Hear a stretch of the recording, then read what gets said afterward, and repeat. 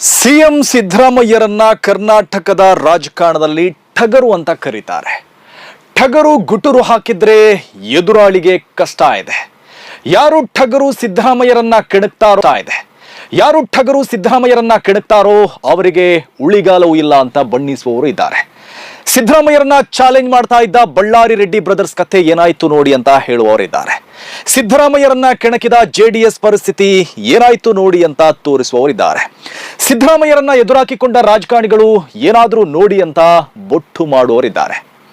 ಹೀಗೆ ಹಲವು ಉದಾಹರಣೆಗಳನ್ನ ಕೊಟ್ಟು ಯಾರು ಸಿದ್ದರಾಮಯ್ಯರನ್ನ ಕೆಣಕ್ತಾರೋ ಅವರಿಗೆ ಉಳಿಗಾಲವಿಲ್ಲ ಅಂತ ಬಣ್ಣಿಸ್ತಾರೆ. ಅಲ್ಲದೆ ಈಗ ಸಿಎಂ ಸಿದ್ದರಾಮಯ್ಯ ಮೇಲೆ ಮೂಡ ಪ್ರಕರಣದ ಮಸಿ ಬಳಿಯೋಕೆ ನೋಡ್ತಾ ಇರುವ ದೋಸ್ತಿಗಳ ಪ್ರಮುಖ ನಾಯಕರಿಗೂ ಮುಂದೆ ಮಾರಿ ಹಬ್ಬ ಕಾದಿದೆ ಅಂತಾನು ಭವಿಷ್ಯ ಹೇಳಲಾಗ್ತಾ ಇದೆ. ಹಾಗಿದ್ರೆ ಇದು ಬರೀ ಅಭಿಮಾನದ ಮಾತುಗಳ, ಕೇವಲ ಅತಿಶಯೋಕ್ತಿಯ ಮಾತುಗಳ? ಹಾಗಂತ